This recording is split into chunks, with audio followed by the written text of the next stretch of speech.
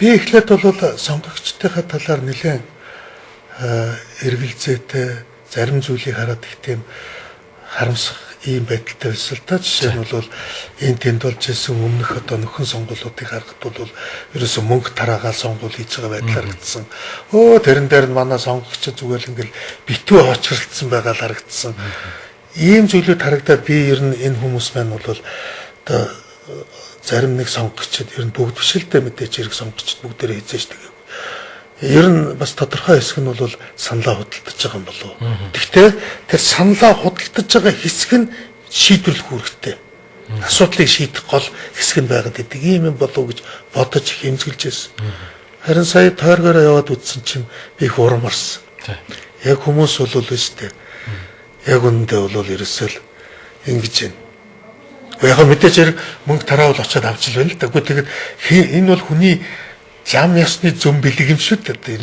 Бид нар ингээд газар мөнгө унтсан байвал очиад бүгд булаацалтад авна шүү дээ тийм ээ. Тэрнтэй ижлэхэн үйл ажиллагаа.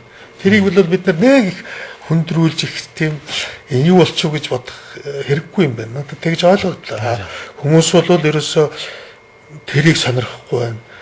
Хүмүүс бол хүн мөнгө тараа игээд очиход очиж байна л да тийм ээ. Тэгээд хүмүүс бол би бас дараа нь нэр дэвшигч нарыг харах болов гэсэн чинь үгүй байна. Сүүлийн үед би бас яваад анзаарсан чинь ер нь намын бодлого хараад байна. Миний их одоо сүүлийн үед олж авч олзуурсан зүйл харин сонгогчд маань явж дотроо их дотор тамиртай байна.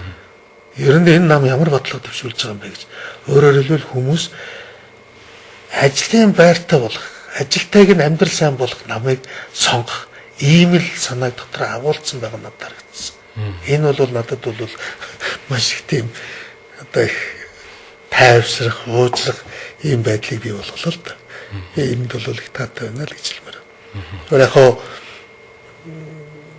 сая сонгогчтой уулзаад явхад бол арчилсан намыг одоо дэмжинэ гэсэн хандлага их байна л да. Гэхдээ яг хоо одоо ч нэрээ дэвшүүлсэн сонгуульд өрсөлдөж байгаа бүхэн л би ялна л гэдэг юм л да. Би ялагдана гэдгийг хүн олдохгүй шүү дээ. Гэхдээ яг үүндээ сүүлийн энэ судалгаагаар хараад тахт бол арчилсан нам энэ 90 оноос хойш анхудаа ховсголт намын дээр 10 гаруй хувиар гарч үзэж байгаа юм. Энэ бол одоо биенээс үл харан ховсголт намын судалгаагаар ч тэгж гарч байна. Тийм ээ? Бүр бие даасан хараа тус судалгааны байгууллагаар ч тэгж гарч байна. Өнөөдөр бол арчилсан намд бол энэ удаад ялах юм болов уу гэсэн сэтгэл надад төрж байна. Би ямар ч үс өөрийн туршлагаас харахад бол ийм 10 гаруй хувийн дээр саналтай. Тэгээд дээрэс нь өнөөдөр хүн ардыг ажилтаа сайхан амьдралтай болох болцоо бий болох ийм тодорхой хөтөлбөр боловсруулсан нам бол ялнаа л гэж ойлгож байна. Тэгэхээр мэдээж ямар ч сонгуульд бие бинийгээ тийм ээ үгүйсгэх, буруутгах тийм сөрөг пиар гэх юм аа тийм ээ. Тийм юм их ажиллагддаг аа. Тэгээ иргэд одоо үнэн юм уу, худлаа юм уу гэдгийг бүр ялгаж чадхаа байдаг. Та ер нь энэ тийм үү сөрөг сурталчилгааны талаар ер нь ямар бодолтой байдаг юм бэ? Ер нь сөрөг сурталчилгааны талаар харин ч манай бид их буруу ойлгож, буруу хэлснээс болоод одоо нэг харамсалмаар юм гараад байна. Ямар харамсмаар юм гараад байна вэ гэхээр зэрэг яа харахгүй одоо эрх мэдэл ашиглаад авилгал идсэн. Яа харахгүй одоо төсвийн хөрөнгө хулгайлчихсан. Яа харахгүй одоо гэмт хэрэг хийсэн нөхдүүдийг одоо бид нар муулж чадахгүй болсон явж шүү дээ. Тэгээд doktor нөгөө хүмүүс үннийг хэлэхээр муулсан болж харагдаад. Тийм ээ? Одоо жишээ нь тэр чимэд цэрэн гэдэг этгээч чиг одоо тийм ээ асар их хөрөнгө идсэн хүмүүс одоо сонгуульд өрсөлдөд явж байна. Бид тэр лөө хэлж болдоггүй. Хэлэхээр та нар бодлоо мууллаа гэдэг юм. Жишээ нь одоо Эрдэнэтийн данснаас ихэд асар их мөнгө алга болсон байна. Асар их мөнгө. Одоо тэрийг хэлж болдоггүй. Хэлэхээр зэрэг та нар худлаа гутааж байна. Та нар худлаа ингэж юм гэдэг ингээд бүр мохоодог болчиход байна. Энэ бол тэр утгаараа бол нөгөө сонгуул бол үнэн зөвийг олсон бас шудраг үнний сонголт байдаг. Энэ чадвараа алдаад байна л да. Тэгээд би бол одоо энд аягүй харамсаж байгаа юм. Одоо бол ер нь хулгайч хүн сонгогдод болж шүү дээ. Яг тэгвэл нөгөө чинь чи хулгай хийсэн гэхээр зэрэг үгүй намайг муулчлаа шүү дээ гэдэг. Одоо яах вэ гэдэг асуудал их хурцаар тавигдчихжээ шүү. За. Тэр би бас нэг зүйл танаас сонирхож бодож байна л да. Юу гэхээр монголчууд бид яг ингэ хуруу дараад тоолвол тийм ээ. Ямар асуудлыг ихний хэмжээнд шийдвэл сайхан амьдрах боломж байна. Архитект гэдэг юм уу? Аюулга гэдэг юм уу тий? Ажил хөдлөл гэдэг юм уу? Танихаар. Тэгээ би түрүү хэлсэн. Ажилтаа л болох. Ажил хөдлөл тий. Өглөө ингээд хүмүүс маань өглөө цаах ажилдаа гараад тийм ээ. Арай ажилласаа тарж ирээд суумаагаа зөөд тийм ээ. Сайхан одоо арай хоолой гэртээ идчихэд ийм амьдралын хэмнэлийг л бий болгоч. Хүн бүрт ингэж амьдралын хэмнэл бий болгоч л да. Тэгвэл хүмүүс биш үү тийм ээ. Үнэхээр байдал бүх юм өөрчлөгдөн. Бидний өмнө тавигдж байгаа бүх асуудал шийдэгдэнэ гэж л одоо манай 10 зүг бодлого төр энэ гол концепц утга нь энд яваад байгаа байхгүй. Гэхдээ бодлоо хөдөлмөр хийгээгүй 17 жил болсон хүн одоо ажил хийгээгүй 10 жил болсон хүн сургууль 10 дугаар анги төгсөөд ажил хийх тухай ойлголт аваагүй хүмүүс ер нь ямар байдалтай вэ? Хөдөлмөр хийгээгүй хүн гэдэг чинь бол яг үүндээ зэрлэг шижиглдэг. Хөдөл хийгээгүй гэдэг хүн гэдэг чинь удаан тэгж амьдсан чинь ухаан санаа самуурч гэлнэ. Манай нийгэмд өнөөдөр ийм аюул нэрвэгдэх гэдэг шүү дээ. Бид ажилгүй л гэхээр зүгээр л ядууртай холбож ойлгодог.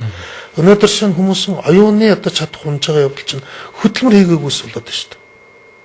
Хүмүүс үдээ бүр одоо юу зөв юу буруу гэдэг юм их олон хүн ийм байдалд орж ирдэг юм.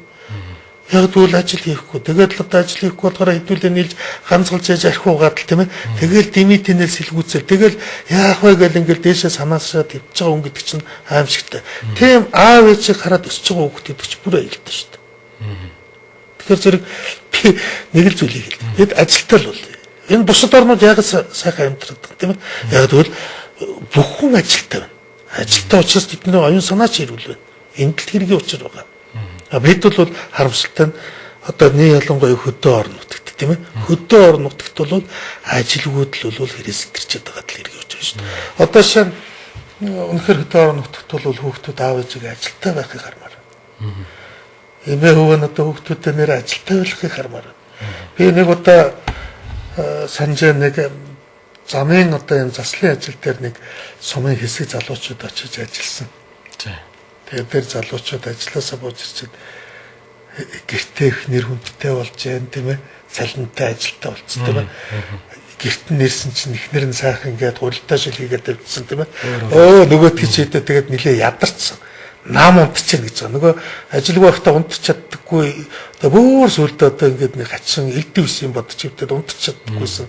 Нам унтаа тэгээд хэлж яах гэж байгаа байхгүй ажил хийх ямар сайхан юм бэ гэж.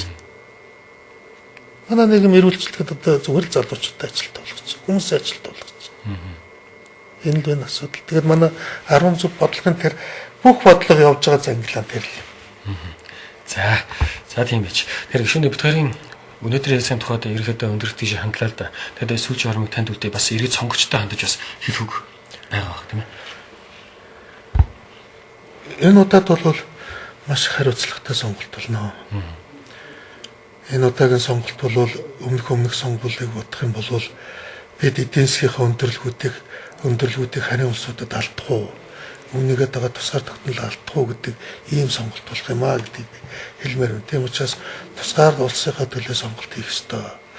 Хоёрдугаарт нь бол бүгдээрээ сонгогчд минь ороод ажлын байрны төлөө сайхан амьдрах тийм ээ ажилтаа сайхан амьдрахын төлөө саналаа өгөөрэй тийм ээ. Тэгээд бид одоо нэг ажилгүйдэл ядуурл гэж өнгөрсөн одоо хугацаанд ярьж ирсэн үлэг болсон зүйлийг халъя л та бид нар болиё л та одоо бид болцоо гарч иж шít тийм ээ. Энийний төлөө саналаа өгөөрэй. Зүгээр яг мөнгө тарааж байгаа улсуудад мөнгийг тарааж байгаа тэр байдлыг бол одоо ер нь санааныхаа мухраас хүмүүс аваа хийсэн байлаа гэж би түрүү хэлсэн тийм ээ. Ер нь сэрэмжлэх хэрэгтэй. Одоо сайн сонголт хийгвэл давуу юм очиод мөнгө тараас унтал битгий санал өг тийм ээ. Тэгэхэд их сайн сонголт болно гэж би хэлмээр байна. Тэгээд тусгаар улсынхаа төлөө өөрсдийнх амьдралын сайн сайхны төлөө тийм ээ. Ажлын байрны төлөө бүгд одоо саналаа өгөөрэй гэж уриалах байна та.